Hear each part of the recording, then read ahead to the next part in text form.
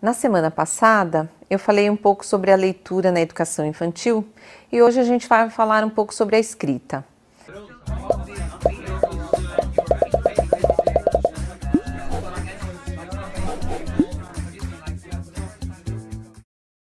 Na nossa vida, em geral, não existe escrita sem perspectiva de leitura. Ler para a criança, ser leitor para alguém que ainda não decifra a escrita, mas que está pronto para ouvi-la e, portanto, é um leitor, traz uma grande responsabilidade para os adultos que assumem essa tarefa, sejam eles pais, outros familiares, pessoas próximas ou educadores. Quando lemos para a criança, somos portadores dos significados que a escrita oferece naquele momento, com todo o rol de possibilidades que ela representa, como eu falei na semana passada. Se o momento é de leitura em voz alta, a escrita se materializa em som e instiga a criança a se relacionar com esse universo de signos que pode expressar de tudo. O que está sendo dito está ali escrito. E é aquele monte de letras unidas e organizadas numa determinada maneira que vai tecendo os caminhos pelos quais o leitor vai sendo levado. Um caminho proposto por alguém que o escreveu. As crianças, na medida em que vão se relacionando com a escrita nas mais diferentes maneiras, se interessam por escrever, porque elas vão compreendendo que a escrita tem valor. O valor de comunicar. Se não tivesse valor, não estaria em todos os lugares. Querer escrever passa pelo desejo de se comunicar, de expressar ideias, pensamentos, perpetuar experiências, manter viva a memória. E ao fazê-lo, a criança mergulha numa trajetória bastante desafiadora, porque ela já vai percebendo que a escrita representa algo. Mas o que a escrita representa e como ela representa? Essas perguntas, mesmo que não ditas, habitam todo ser humano que aprende a ler e escrever. Diante do desafio de escrever, a criança vai se dando conta de que aquilo que é dito pode ser escrito. Mas o jeito de escrever, ou seja, a maneira de organizar os elementos da linguagem escrita, tem normas que precisam ser respeitadas, pois elas constituem um sistema de representação. O som emitido não pode ser representado por qualquer letra, de qualquer forma. Quando as crianças vão fazendo suas escritas, elas se deparam com questões do tipo: quais letras eu devo usar? Quantas letras eu devo usar? Em que ordem eu as coloco? Em que posição? Pode ter a mesma letra em palavras diferentes? Ou a mesma letra pode aparecer mais de uma vez na mesma palavra? Tudo isso está relacionado à segunda pergunta, que é como a escrita representa os sons da fala. Existe uma relação entre o que é dito e o que é escrito que exige que essas questões se articulem simultaneamente, compondo uma arquitetura da escrita, que pode parecer muito simples aos olhos dos adultos que já dominam esse sistema de representação, mas para as crianças é uma tecnologia a ser conhecida. Ela passa pela percepção de que a escrita representa os sons da fala, mas não de qualquer jeito, nem com qualquer letra. Existe uma relação entre a letra ou as letras e os sons. Não é uma escolha aleatória. E esta relação passa, sim, por uma questão de memorização. Depois disso, na medida em que ela amplia sua relação com a escrita, ela vai sendo exigida a pensar nas relações entre as letras para a formação das palavras, considerando, como eu disse anteriormente, a seleção de letras, a quantidade de letras, a posição e a ordem em que vai colocá-las.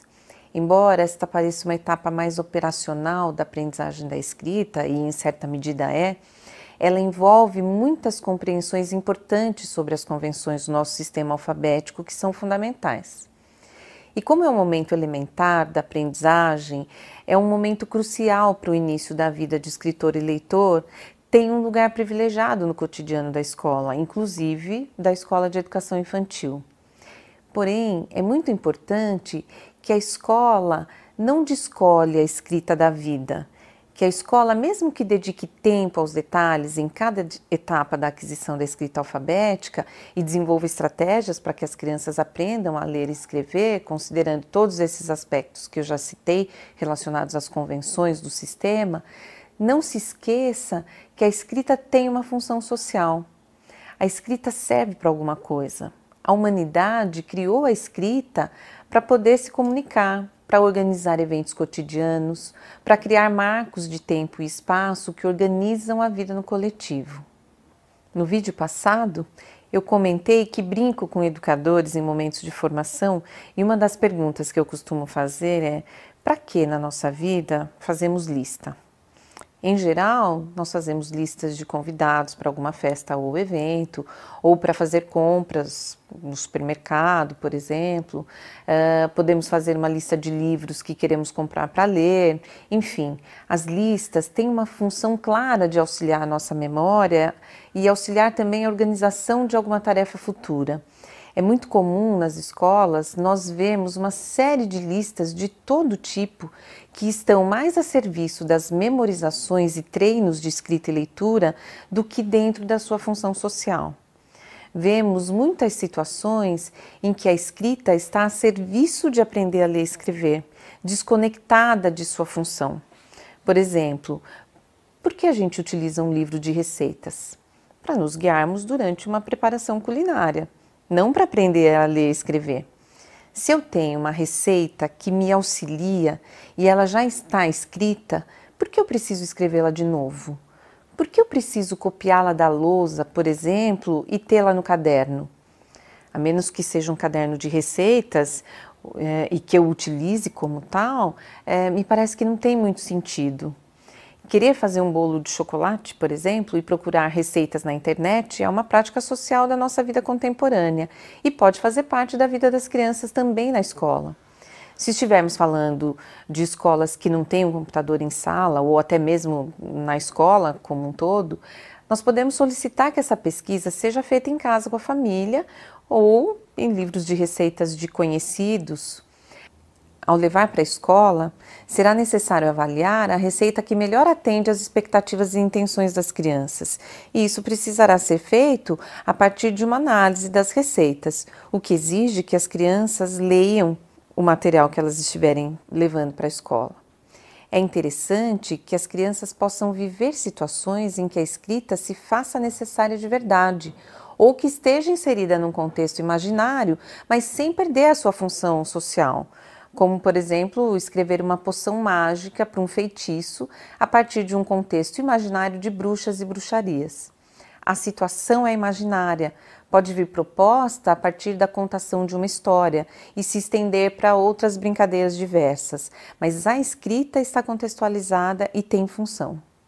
Quanto mais a escrita estiver presente na escola dentro de sua função social e, portanto, dentro dos textos originais e com a finalidade a que se destinam, mais possibilidades as crianças terão de ser leitores e escritores de verdade, se relacionando com as convenções da escrita e com as redes de significado que a escrita constrói, e não apenas com a construção inicial relacionada à relação entre sons e as letras que os representem.